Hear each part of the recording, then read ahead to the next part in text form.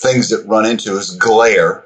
And that's a visual sensation when you have an uncontrolled brightness. So you stare into a light, that throws you off because your eyes can't adjust. So how do you handle that in an operating room? Well, that's why all those things are so movable. You can do that by positioning the lights in locations it's not catching your eye.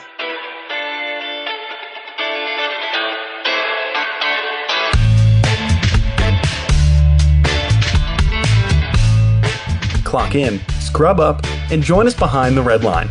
You're listening to First Case, a perioperative podcast bringing you exciting interviews, engaging discussions, and innovative solutions that are changing the way patients receive surgical care. Each episode, we talk to frontline staff, perioperative leadership, and nursing entrepreneurs from across the country as they share their stories, experience, and expertise on the industry we love. From the back table to the boardroom, from wheels in to wheels out, we tackle the real-life issues affecting the OR. Whether you're tuning in for surgical service education or inspiration, we're glad you're here. And now it's time to roll back and start the first case.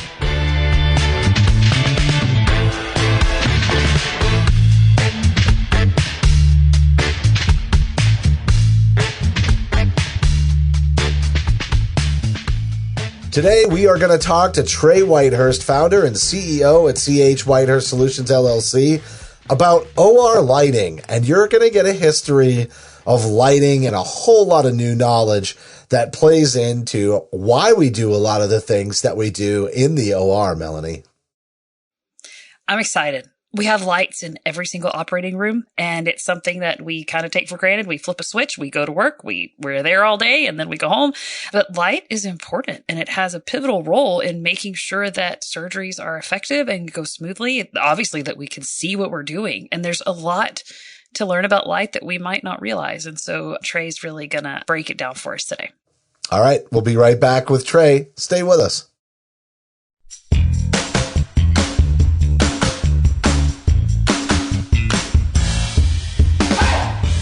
I'm Melanie Perry. And I'm Justin Poulin. A 17 Studios production, you're listening to First Case.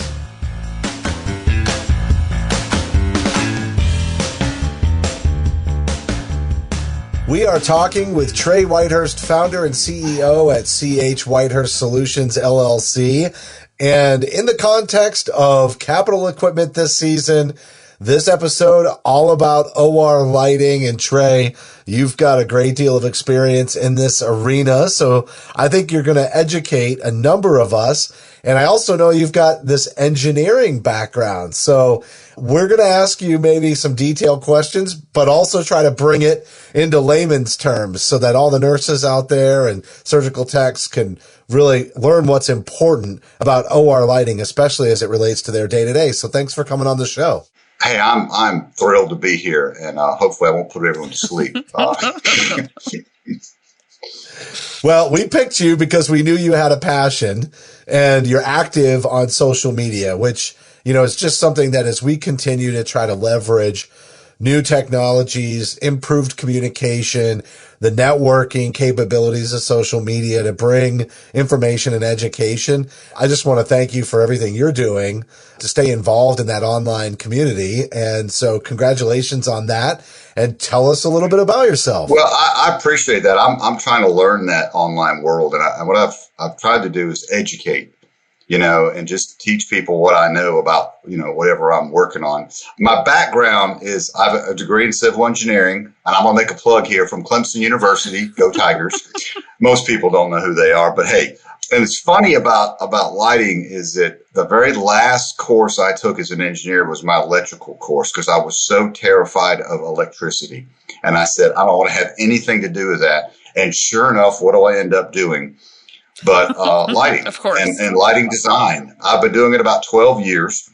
I started CH Whitehurst Solutions in 2016, and I am a certified lighting consultant. And what that means, it means there's a group out there called the Illuminating Engineering Society, IES. They make all the standards for anything lighting in the world. If you want to know how much light you need to groom your dog in a pet store, there'll be a light level.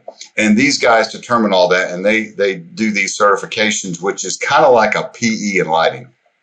It's a very big deal, and it makes me know more about lights than most people would ever want to possibly know about it. But I love it, and I love what I do. I design lights. I go into commercial facilities and teach them how to put their lights together.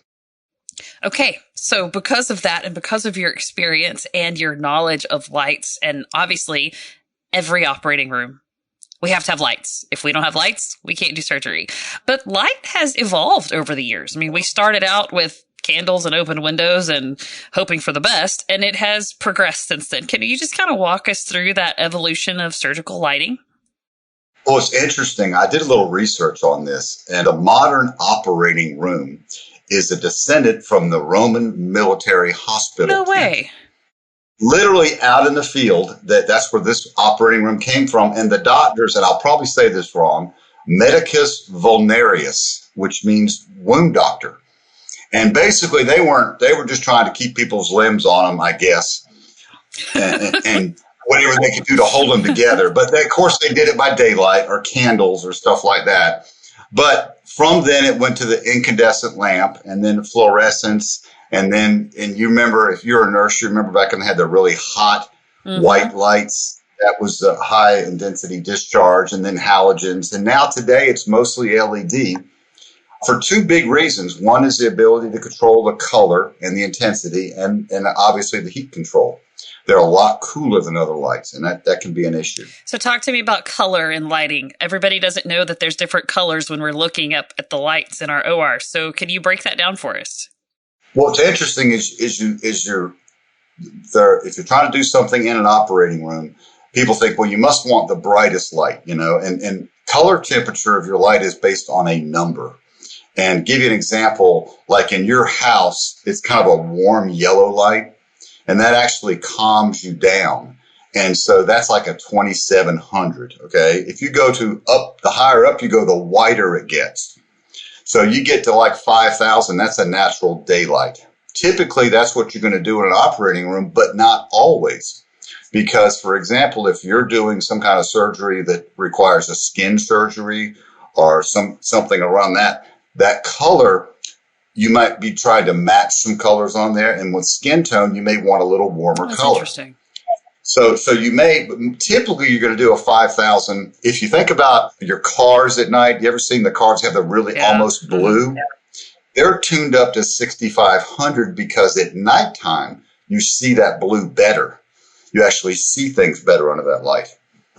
So that's kind of the reason that you have that typical white light normally in an operating room. That's interesting. I remember our operating room at my last facility. We had an upgrade with all of our lighting and moved not in our booms, but in just the lighting in the OR. And we changed from whatever bulbs they had, they moved over to LEDs, and everybody really struggled with the change that we experienced from the color and from how different the ORs looked and how strange it was to adjust to the different color of light. And I think that really helped me see, maybe, well, that's a terrible pun, isn't it? But helped me see the difference that lighting can make and how much there really is color to the light. Because I hadn't really paid attention to it before, but our ORs slowly but surely changed. One OR did it, and then another, and you worked with the difference. And then all of a sudden you're like, okay, now we're used to this. Now this works. But for a while, it was an interesting adjustment to get used to the difference in the LED lighting in our ORs. When I change people over in lighting, if an industrial facility, a lot of times people will say, oh, I get headaches and it's intense and it's bright. What they're really getting headaches from is fluorescent lights flicker. Oh. Okay. And a lot of times you'll get eye fatigue in the afternoon if you're under those lights for a long time because they're literally flickering on and off. And so what happens is sometimes you'll notice when they get degraded down, there'll be little lines running across them. You're starting to see the flicker better, but your eye still picks it up. So it takes a little bit to get used to it, but it'll be less of a strain on your eyes than a fluorescent fixture. So it is a good thing, but it takes a little bit getting used to. And of course, you can control the color so much better with LED. Right. Yeah. Well, that explains why, because people were saying the way they were talking about headaches and things. So that's interesting. That helps me understand why. They'll go away after a little bit of time. Yeah. We had one, I did this in a church, and it's a funny story. This old lady came and said, "Oh, it's 2 tenths. It's giving me headaches." And so the guy came and said, "Well, tell her we'll adjust it and check it in 2 weeks, and we'll adjust it." And 2 weeks later, she goes, "Oh, it's much better." And of course, we didn't do anything. But she got used to it, and we got used to it. She got used to it. She's like, "Oh, it's much better now." We're like, "Okay, we tuned it up for you." Okay. I probably shouldn't say that. That's funny. So let's talk about type of light in the operating room. Maybe not something we've really, as nurses and scrub techs, really thought about, other than that we just really want to make sure we can see. But there are different types of light. Can you go into the different types? Yeah. Just pretty simply, you're going to have what you were talking to before as an ambient light. That's kind of like the general lighting of the room, okay? Now, some people have thought, well, if you're operating, wouldn't you want to have it dark all around you and just white light where you're working? And it seems logical, but what happens is when you take your eyes away from that, if you're bright outside and you walk into a dark room, it takes time for your eyes to adjust, and it also causes a strain on your eye. So you want some background ambient light going on, because you've also got equipment out there people are getting to. Okay, so that's your basic setup for that. Then you're going to have your different type of procedural lights. Okay, this is generally your big giant light that hangs over the body that you've seen where it comes in there, and it's interesting. These are like halos, the modern ones. They're circular, and the reason is because if you're cauterizing or doing anything that has smoke, it rises up through there and doesn't get stuck by the light. Think if the light were solid, you'd be forming like a little tent, and that smoke would collect underneath there. So they have these round lights so the smoke can pass through them. Oh, that's interesting. It's pretty clever how they do that. And when you're dealing with that light, there's two different things you're going to deal with. You're going to deal with called a specular light and a diffuse light. Now, I don't want to get too technical, but a specular light would be something that's very reflective, like an edge of a contrast. Picture, if you look at an apple under a really bright flashlight, you get that little speck that reflects off, like a marble, that little speck. It's very sharp edge, okay? You want to have that so you're inside of a person, you can see the edges of organs and stuff. But then you want a basic diffuse light behind it, which is just kind of a general wash. Those are built in together in that fixture. So it's interesting how you do that in the way they build the fixtures. And this is all the science as they build these things. Then you'll have what's called a headlight or a loop, where they'll have it on their head. Okay. And this is going to be we'll be back before a spectral light, very intense light right down into the cavity. And it moves with the doctor. Right. So as he's going there, he's got that. And some doctors have different things they like or prefer to work with. And then the last thing you'll have is a cavity light. And you've probably seen these before. It's an instrument with a light on it they can go inside the cavity with. So they can go deep into the body with these things and look underneath all that kind of stuff and get an idea what's going on. Are those typically LED, or are they just fiber optic? Like, it could be a fiber. That's a good question. It could be fiber optic or LED. Usually there's a cable attached to it, a fiber optic cable. They got to be very careful because of the heat. Oh, I remember that from fiber optic cables, because you'll notice it. There's an epoxy at each end of a rigid scope or a light cable. And if they're connected too long to the light source, it actually burns that epoxy and browns it. So they absolutely do get hot. Yeah. And it causes, Melanie, you'll know this, desiccation, drying of it's an issue in the operating room. And so they have to be kind of careful of this, because apparently it's not something you want to have when you're operating. And I've never operated, so I got no idea.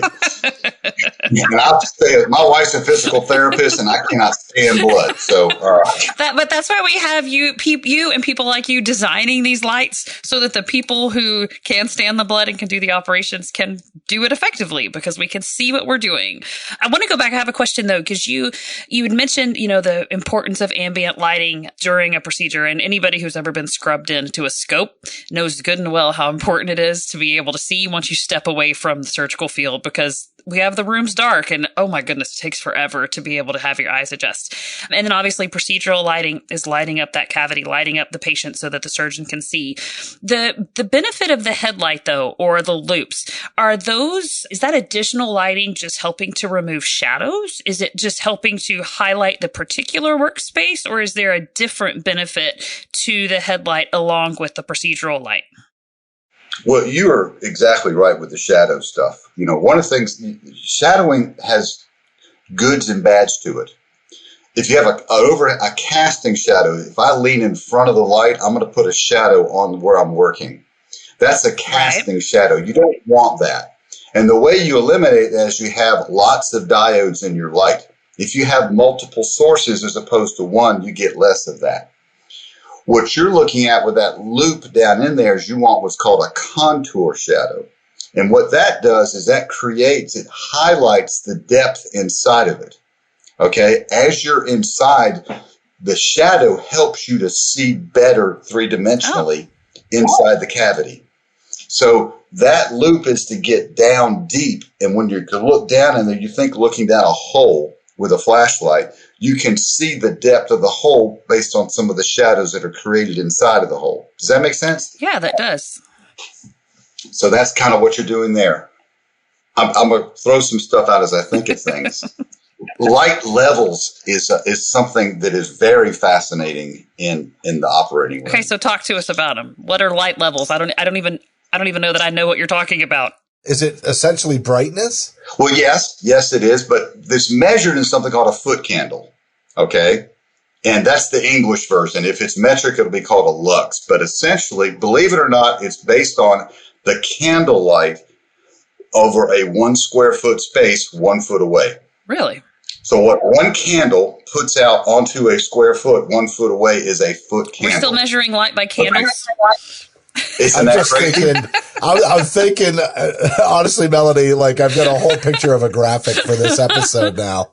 It's got to have a candle on it. Ooh, let's operate. Some things never change, right? But to give you an idea about, and basically it's the intensity of light, okay? So if you're out in the moonlight, okay, that's about 0.15 foot candles. Okay? Now, if you're in a classroom, when I do schools, they want 50 foot candles on the desktop. Makes sense. Okay. Okay. So picture that. When I do a inspection station in a manufacturing, so where they're inspecting stuff, they want 100 foot candles. In an operating room, the standard is between 4,000 and 15,000 foot candles. Wow. Now, just grab that in your head. That is crazy. How much light is going in there? Right. There's no other place anywhere in any circumstance that demands that level of light in a particular spot because of the fact that they've got so much detailed work and they got to see everything exactly. I mean, I'm talking big time inspection stations, 100 foot candles. Wow. So that's huge. Now, even the ambient light, which is the light outside around the area, is 800 foot candles. So the operating theater is a very bright spot. Yeah, it is. I can definitely attest to that. and that's why. And then so with all that light, you think about the heat all that generates. And it can be uncomfortable and also can create all that stuff that's bad for the cells and all that. But that's why LEDs help. I have another question, though, about that, too, about the side effects of that intensity of light. I mean, eye fatigue, strain, or is that, I mean, that's what comes to mind to me, just being in that intense light all the time. Is that a legitimate concern? It's a very legitimate concern. Eye strain on doctors is a huge deal. Just to give you some more interesting things about there, What color scrubs do y'all wear? Blue. Mm-hmm. Blue, or usually blue or green, right? You ever wondered why? Probably because it's not as reflective now that you say it, how bright it is. It's kind of interesting. Used to be, you think the old movies, everyone wore white, right? Yeah. Because it has this cleanliness and it feels like clean. Well, it's blinding and reflective. Right, where black would just absorb light. Like we kind of know that. That's why the black holes are black, because they're sucking all of the light in. Sure. Well, what happens, the reason you're wearing green or blue is because green and blue are the opposite spectrum of red on the color wheel. And what happens is when you're staring at red for a long time, what you get is you get red fatigue. And what happens is you start losing the intensity of being able to see the different colors of red.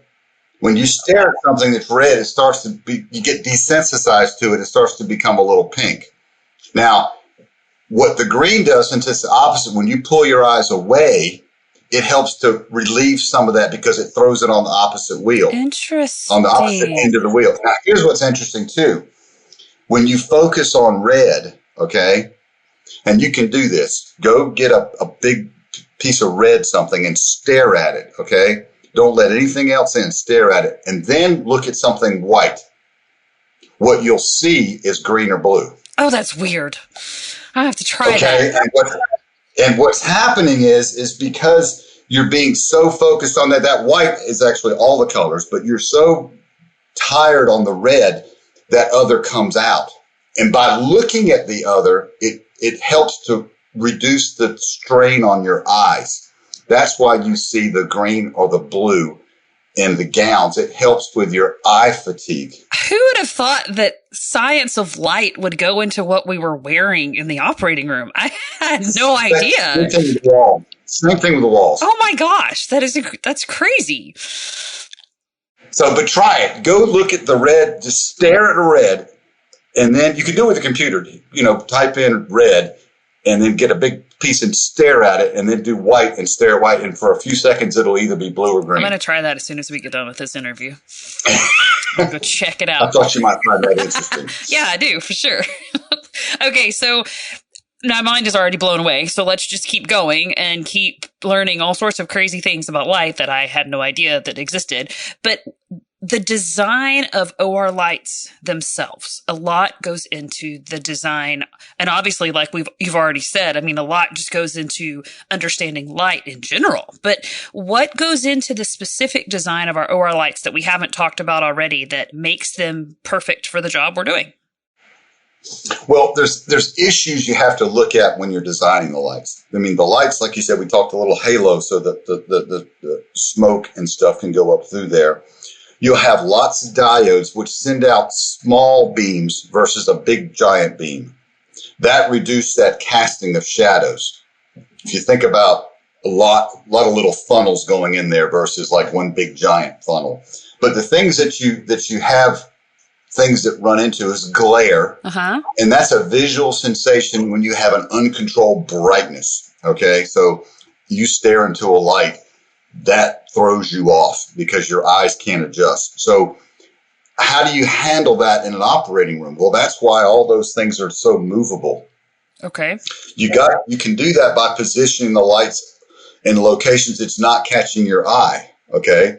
Now there's another interesting one that has become bigger in the last several years is we use more and more TVs in the operating room, right? Uh-huh. Y'all have screens you're looking at. Oh, yeah.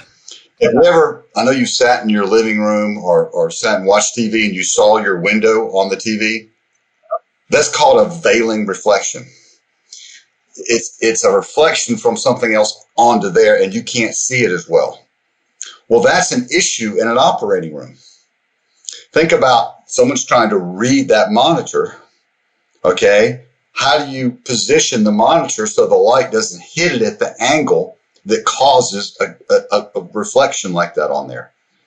So and that's more of the positioning of the lights, which is going to be the doctor and the staff having worked together.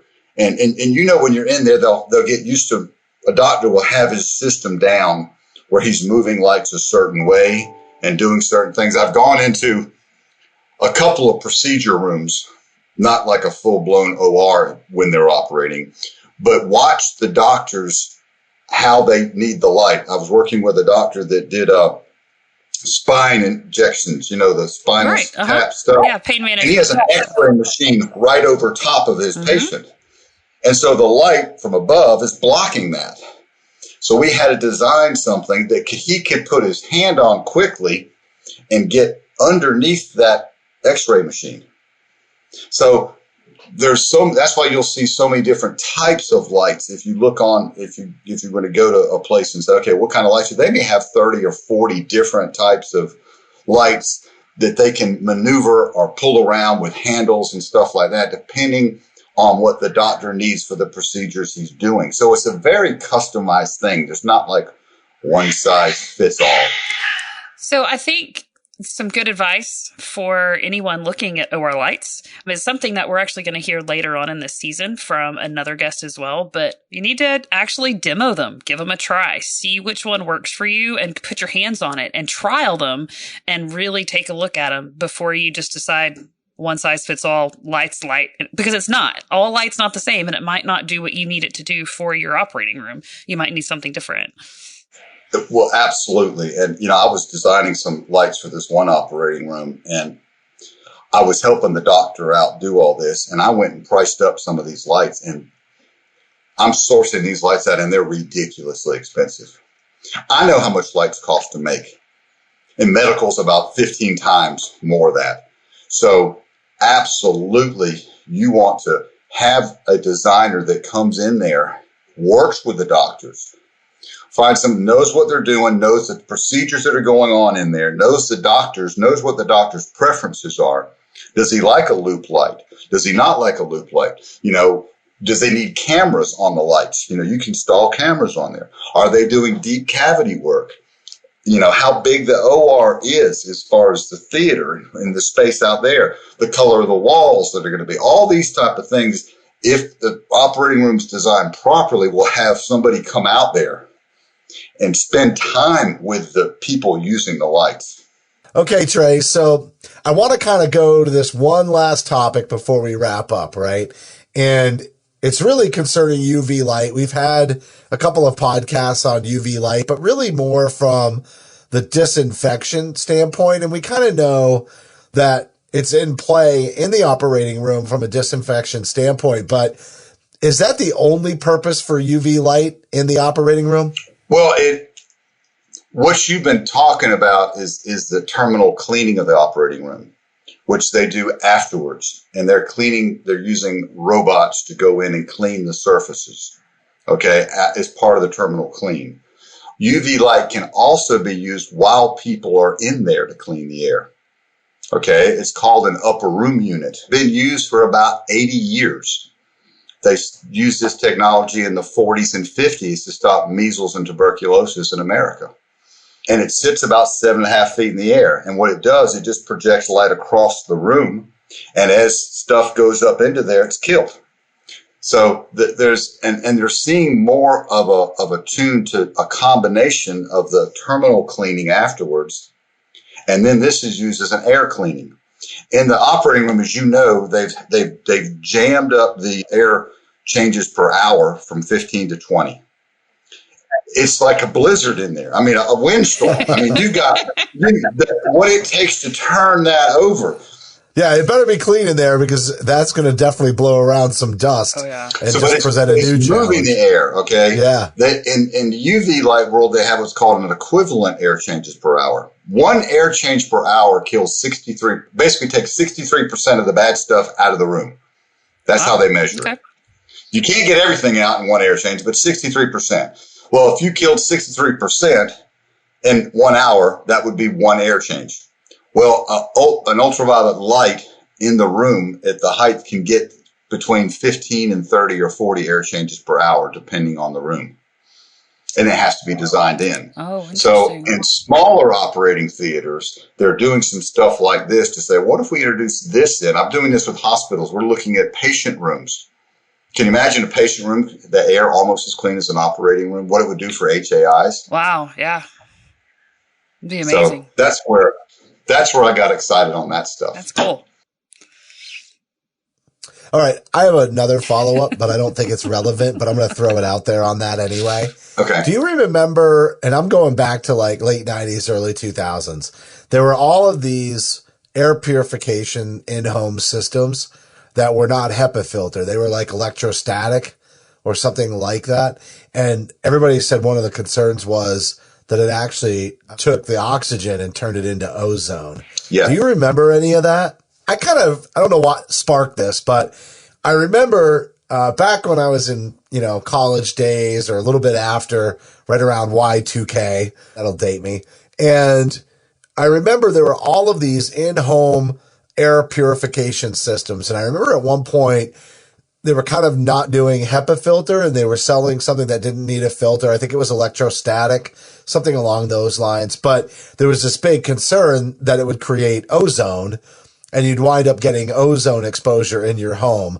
Is there something like that applies here when you talk about UV light and, these air exchanges in this conversation? Well, it's interesting because, UV is broken up into 4 segments, A, B, C, and then what's called a vacuum. Okay. But UVC is usually about 200 to about 280 nanometer spectrum. At below 240, you can produce ozone. Okay. Above 240, it actually destroys ozone, which is very interesting. Most of your disinfecting light is at 254. So it would actually destroy ozone. But for those people that are making 222 in that range, they have different filters now inside the lamp that can prevent the 185 is the really bad stuff that produces lots of ozone to kind of protect that. So it's interesting because it can make and destroy it at the same time, depending on what wavelength you have. It's kind of like the ring in Lord of the Rings. Did that answer that right, or was that just a bunch of mumbo jumbo? No, that was I like great. the Lord of the Rings, though. Yeah. All right, Brian, thanks for entertaining some of my off-the-wall questions there at the end, but we learned a ton, and I think Melanie and I are going to be talking about the color red for a while, so thank you so much for coming on and sharing your insight. We've never had an interview like this. It's phenomenal. Well, it's been a lot of fun. You guys are great. You have a great podcast here. I think you're doing a great thing in educating people. It's been a lot of fun. I enjoyed it, and I hope this turns out good.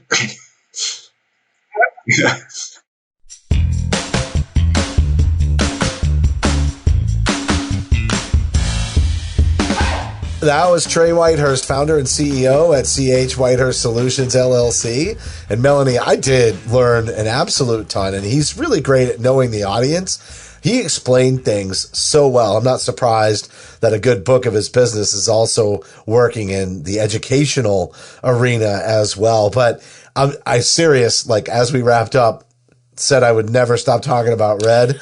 I really won't. That was so neat about how that connected to the scrubs and everything else. He's like really researched a lot of this, even the history of lighting. Yeah. Like what? I know when I talked to him prior to coming on the show, and I always talk to our guests ahead of time, work out an outline, and we talked for a long time about lighting, and he knows his stuff. I'm totally going to go look at something red when we're done recording this and go watch that whole transition of red to green. But to think that even like color technology and lighting and all of that influencing everything we have going on in the operating room. And it seems like so trivial, but so not and very important, is just mind blowing. I just learned a lot. I hope everybody else really sees the OR lighting in a whole new way after this episode. Yeah, even the shadows and the whole LED versus fiber optics. And it was really, really an incredible interview. And you can find Trey on social media. He's active on LinkedIn. Definitely connect with him, connect with us if you aren't already. And we're also on Facebook as well. So just check there. But that's it for this show. A great one in the books. As a reminder, our episodes can be best listened to on the smartphone app for iPhone or Android. Just go to the app marketplace or the Apple store and look for First Case Podcast. You'll be able to download it there. You can also find us on all of the podcast apps. And as I mentioned, make sure that you're liking, that you're sharing the social media posts and subscribing to the podcast. We would really love your feedback as well. Send an email to info@firstcasemedia.com or comment on one of our posts. We would absolutely love that. And you can send us a LinkedIn message to connect with either Melanie or myself as well. And on behalf of Melanie and me, thank you for listening to this week's episode of First Case.